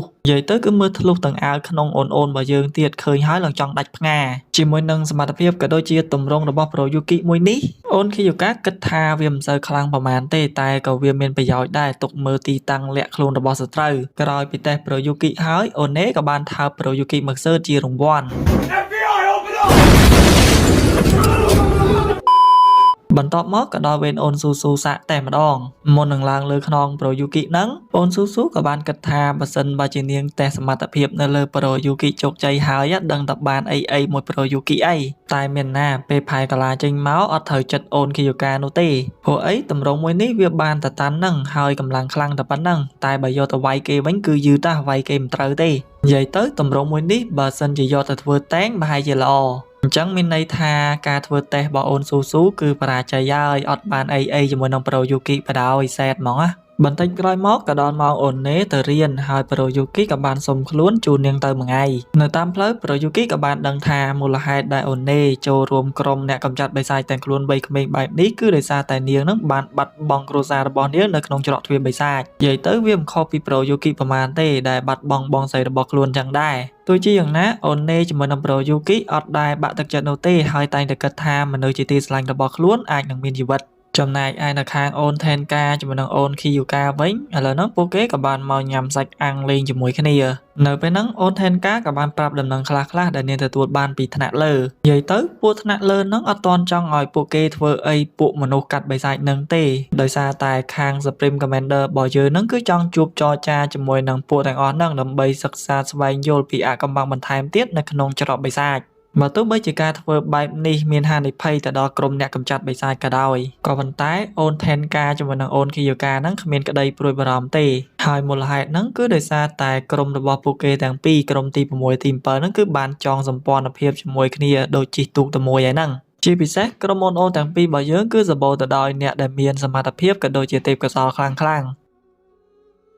នៅថ្ងៃបន្ទាប់អូនគីយ៉ូកាក៏បាននាំប្រូយូគីចេញមកកម្ចាត់បិសាចនៅខែទៅ2នាក់នៅពេលហ្នឹងយើងឃើញថាសមត្ថភាពរបស់ប្រូយូគីឥឡូវហ្នឹងគឺពិតជាអាប់ដេតខ្លាំងមែនតើហើយអូនគីយ៉ូកាគឺពិតជាមានការកោតសរសើរចំពោះថ្វីដៃរបស់ប្រូយូគីជាខ្លាំងបន្ទាប់ពីកម្ចាត់បិសាចហ្នឹងអស់ហើយអូនគីយ៉ូកាក៏បានផ្ដល់រង្វាន់ថើបមាត់ប្រូយូគីឡើងស្វីតថ្ងៃនេះដែរអូនថេនកាមកញ៉ែប្រូយូគីដល់កន្លែងទៀតហើយបើមិនបានឃើញមុខប្រូយូគីមួយថ្ងៃអូនថេនកាគឺនៅមិនសុខទេនៅពេលដែលអូនថេនកាត្រឡប់ទៅវិញចេញទៅផុតអូនណេក៏ស្រាប់តែមានអារម្មណ៍ទទួលដឹងថាមានមនុស្សនៅខាងក្រៅកំពុងតែមានគ្រោះថ្នាក់ដល់ចឹងទៅអូនគីយ៉ូកាក៏បានចាត់ឲ្យអូនស៊ូស៊ូជាមួយនឹងអូនហ៊ីមេរិចេញទៅជួយនៅពេលដែលទៅដល់តាមពិតទៅអូនកូកូប្រឡំខ្លួនបិឆោតពួកគេសោះឃើញដូចនេះអូនហ៊ីមេរិអត់ធ្វើអីអូនកូកូទេហើយក៏បានសុំចរចាជាមួយនឹងអូនកូកូតាមបញ្ជាថ្នាក់លើព្រោះអីអូនកូកូនឹងគឺជាមនុស្សកូនកាត់បិសាចក៏ប៉ុន្តែអូនកូកូអត់ខ្វល់នោះទេរួចក៏បានហៅកូនចៅរបស់នាងចេញមកចាត់ការទៅលើអូនហ៊ីមេរិជាមួយនឹងអូនស៊ូស៊ូបន្តទៀតក៏លេចមកមើលប្រូយូគីវិញឥឡូវហ្នឹងគាត់កំពុងតែឆ្លុះកញ្ចក់មើលរៀងរើសាច់ដុំរបស់គាត់ព្រោះថាគាត់ឥឡូវខ្លាំងជាងមុនតែភ្លាមនោះអូនគីយ៉ូកាក៏បានមកដល់ក៏ហៅប្រូយូគីហ្នឹងឲ្យចេញទៅជួយអូនស៊ូស៊ូជាមួយនឹងអូនហ៊ីមេរិជាបន្ទាន់ដល់ចឹងទៅប្រូយូគីក៏បានប្រែកាឡាខ្លួនគាត់ទាំងស្រាតទៅចឹងទៅកំឡុងពេលដែលអូនហ៊ីមេរិប្រយុទ្ធគ្នាជាមួយនឹងអូនកូកូហ្នឹងយើងឃើញថាកូនចៅរបស់អូនកូកូដែលនាងជីហ្នឹងគឺមានសមត្ថភាពមិនធម្មតានោះទេនិយាយទៅខប់កាភ្លើងរបស់អូនហ៊ីមេរិល្មមគឺបាញ់អត់ចូលវានោះឡើយព្រាមនោះដែរគ្នារបស់អូនកូកូដែលមានឈ្មោះថាអូនណាអហ្នឹងក៏បានបង្ហាញខ្លួនមកម្នាក់ទៀតដល់ចឹងទៅអូនស៊ូស៊ូក៏បានទប់ទល់ជាមួយនាងក៏ប៉ុន្តែនៅពេលហ្នឹងអូនស៊ូស៊ូទប់ទល់មិនទាន់បានមួយនាទីផងក៏ត្រូវបានអូនណាអហ្នឹងវាយនាងឲ្យត្រូវលបោះចំដៃបាត់ទៅហើយចំណែកឯនៅខាងអូនគីយ៉ូកាជាមួយនឹងប្រូយូគីវិញពួកគេទាំងពីរក៏ត្រូវបានអូនអាអូបាស្ទាក់ផ្លូវពួកគេ មិនទាន់នឹងបានធ្វើអូនអាវបាននឹងផងភ្លាមនោះអូនអាវបាក៏អាចចាប់យកប្រូយូគីទៅជាមួយនាងបានសម្រេចហើយពួកអូនបិសាចទាំង3ហ្នឹងក៏បានដកថយទៅវិញអស់ភ្លាម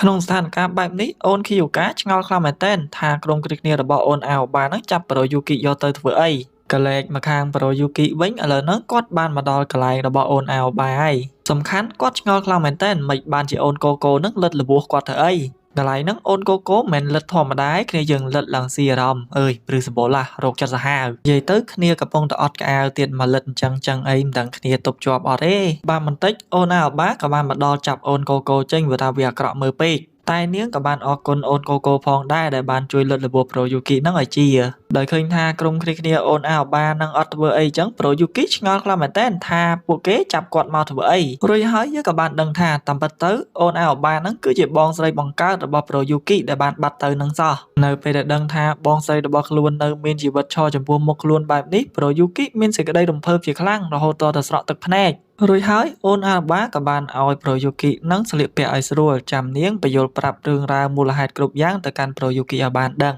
បន្ទាប់មកអូនអាបាក៏បានជូនប្រូយូគីដើរមើលទីតាំងភូមិសាស្ត្រនៅទីនេះដោយនៅទីនេះអូនអាបាបានដាក់ឈ្មោះឲ្យវាថាគឺជាភូមិសម្ងាត់ព្រោះអីអត់មានកងកម្លាំងកម្ចាត់បិសាចណាដែលធ្វើដំណើរមកដល់កន្លែងហ្នឹងទេដោយសារតែកន្លែងហ្នឹងអត់មានផ្លែប៉េះដោះមួយវិញទៀតកន្លែងហ្នឹងមិនមែនមានតែគ្នាអូនអាបា3នាក់ហ្នឹងឯណាគឺនៅមានអ្នកភូមិប្រហែលជា20នាក់ទៀតរស់នៅកន្លែងហ្នឹងដោយពួកគេទាំងអស់គឺសុទ្ធតែមានសភាពពាក់កណ្ដាលមនុស្សពាក់កណ្ដាលបិសាចដូចជាក្រុមគ្នារបស់អូនអាបាអញ្ចឹងដែរដោយមិនចង់ឃើញបងស្រីរបស់ខ្លួនក៏ដូចជាអ្នកដទៃទៀតរស់នៅក្នុងសភាពបែបនេះតទៅទៀតប្រូយូគីក៏ចង់សុំជំនួយពីខាងអង្គភាពកញ្ចាត់បិសាចខាងលោពួកគេមានវិធីសាស្ត្រអាចជួយបងស្រីក៏ដូចជាអ្នកដទៃទៀតបាន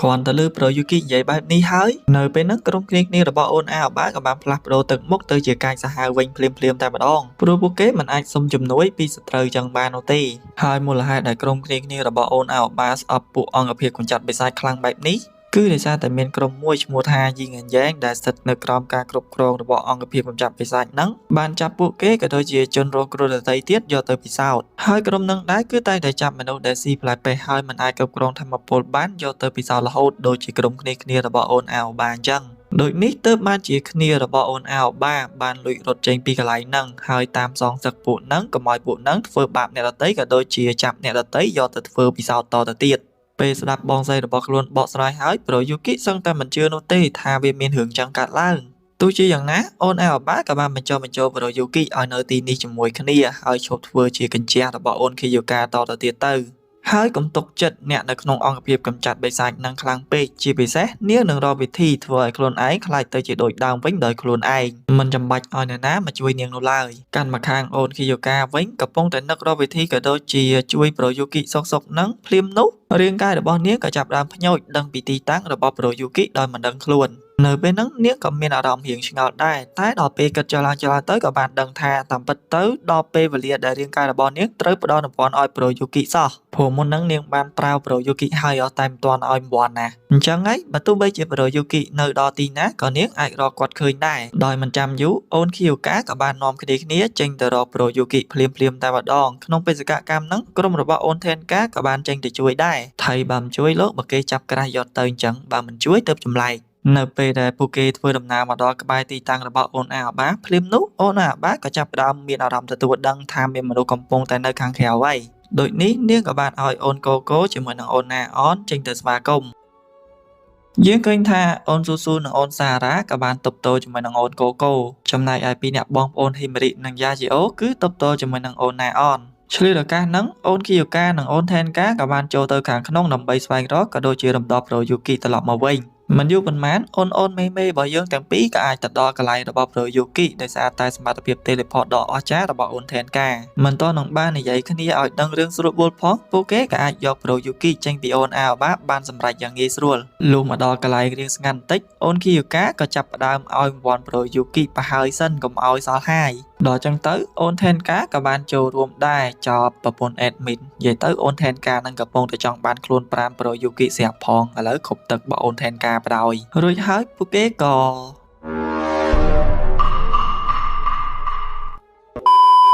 ជាមួយគ្នាទាំង3នាក់ហ្នឹងអញ្ចឹងទៅ ក៏ពងតា get high up in the sky ជាមួយនឹង Pro Yuki សុកហ្នឹងភ្លាមនោះអូនអាបាក៏បានមកដល់រកឃើញពួកគេចប់ដាច់ភាគអលីងប៊ីនឹងវិបហាទៅលើអូនទាំងពីរទៅហើយហ្នឹង Pro Yuki ក៏បានខត់តាន់ហើយគាត់ក៏បានព្យាយាមបញ្យល់ប្រាប់រឿងរ៉ាវទាំងប្រមាណឲ្យអូន Kiyuka និងអូន Tenka បានដឹងចំពោះរឿងដែលក្រុម Yin and Yang បានធ្វើពិសោធន៍ទៅលើមនុស្សកាត់បិសាចនេះអូន Tenka និងអូន Kiyuka គឺអត់ដែលធ្លាប់ដឹងពីមុនមកនោះទេហើយអ្នកទាំងពីរក៏អត់ប្រកាសថា Supreme Commander របស់ពួកគេដឹងរឿងនេះឬក៏អត់នោះដែរតែបើច្បាស់ថាពួក Yin and Yang នឹងបានធ្វើរឿងអាក្រក់អញ្ចឹងមែនអូន Tenka និងអូន Kiyuka ធានាថានឹងស្រាវជ្រាវក៏ដូចជាចាត់ការពួកនឹងឲ្យអូន Aobaក៏ប៉ុន្តែអូន Aoba អត់ទុកចិត្តនោះទេព្រោះថាពួកគេគឺសុទ្ធតែជាបកពួកតែមួយហ្នឹងអញ្ចឹងហើយអូន Aoba គឺត្រូវតែចាត់ការរឿងហ្នឹងដោយខ្លួនឯងដោយសារតែនិយាយគ្នាចរចាគ្នាធំធៅស្រួលបួលអត់បានអូន Aoba ក៏បានចង Pro Yuki ទុកមកដុំសិនរួចក៏បានចាប់ផ្ដើមប្រយុទ្ធគ្នាជាមួយនឹងអូនទាំងពីរនៅពេលហ្នឹងអូន Tenka ក៏បានឲ្យអូន Kiyuka ទប់ទល់ជាមួយនឹងអាបិសាច Unihorn ដើម្បីឲ្យអូន Kiyuka ហ្នឹងបានសងសឹកជាមួយវាចំណែកខ្លួនឯងវិញគឺទប់ទល់ជាមួយនឹងបងថ្លៃយីកូនស្រីសិតតែហៅអូន Aoba បងថ្លៃទៀតគេលើកប្អូនប្រុសឲ្យហ្នឹងបានមាត់បានកដល់ហើយអូន Tenka របស់យើងក៏លេចទៅមើលអូននៅខាងក្រៅវិញយើងឃើញថាពួកគេកំពុងតែប្រយុទ្ធគ្នាស៊ីសាច់ហត់ឈាមគ្នាសាហាវខ្លាំងមែនទែនអត់ទាន់ដឹងឈ្នះចាញ់នៅឡើយនោះទេព្រោះអីសមត្ថភាពរបស់ពួកគេគឺស្ទើរតែខ្លាំងប្រហែលគ្នាកំឡុងពេលដែលអូនរបស់យើងប្រយុទ្ធគ្នានឹងស្នូនៃធម្មពលក៏ដូចជាស្នូនៃការបាតុកិច្ចរបស់ពួកគេក៏បានលើទៅដល់អូនជូរីយូ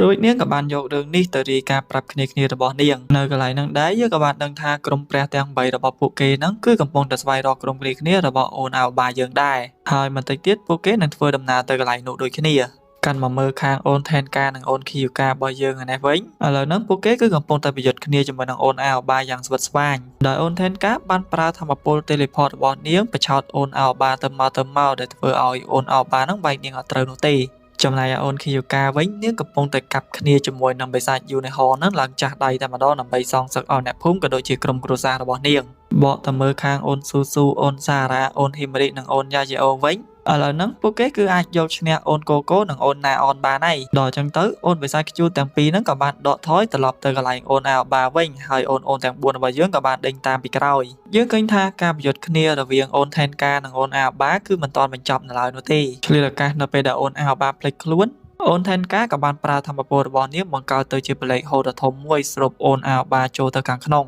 ក៏ប៉ុន្តែភ្លាមនោះអូន Tenka ក៏បានដូរចិត្តវិញដោយនាងអត់ធ្វើអីបងថ្លៃរបស់ខ្លួននោះទេព្រោះអីក្រាស់របស់នាង Pro Yuki ហ្នឹងគឺស្រឡាញ់បងស្រីរបស់ខ្លួនខ្លាំងណាស់ដល់ហើយនេះហើយអូន Tenka ក៏សុកចិត្តឲ្យអូន Aoba ហ្នឹងវាយនាងឲ្យត្រូវរបួសវិញចង់និយាយថាគិតទៅអូន Tenka ហ្នឹងស្មោះស្ម័គ្រមួយប្រុសមែនដើម្បីមនុស្សប្រុសដែលខ្លួនស្រឡាញ់សុកចិត្តឈឺសាច់ខ្លួនឯងប៊ីងាប់ប៊ីរស់ដោយសារតែការលះបង់របស់អូន Tenka ហ្នឹងឯងអូន Aoba ក៏ចាប់ផ្ដើមមានអារម្មណ៍អាចទុកចិត្តក្រុមគ្នារបស់អូន Tenka ក៏ដូចជាអូន Kiyuka បានបន្តិចអូនកូកូជាមួយនឹងអូនណាអនក៏បានមកដល់ហើយអូនរបស់យើងទាំងអស់ប្រមាណអ្នកទៀតក៏បានមកដល់កន្លែងហ្នឹងដូចគ្នាបំរុងថានឹងនិយាយប្រាប់គ្រប់គ្នាឲ្យបានយល់កុំឲ្យឆ្លោះគ្នាតទៅទៀតទៅហើយហ្នឹងភ្លាមនោះពួកសមាជិកនៃព្រះទាំង8ហ្នឹងក៏បានមកដល់លំមរួចក៏បានចាប់អូនកូកូជាមួយនឹងអូនណាអនជាប់បន្ទាប់មកអូនស៊ីកូគូក៏បានណែនាំខ្លួនឲ្យគ្រប់គ្នាបានដឹងចឹងទៅថាពួកគេនឹងគឺជាព្រះគ្រប់គ្រងក្នុងឋានបិសាចនេះហើយគោលបំណងរបស់គេគឺត្រូវតែបំផ្លាញមនុស្សជាតិរបស់យើងឲ្យខ្ទេចទាំងអស់ដោយសារតែពួកមនុស្សរបស់យើងនឹង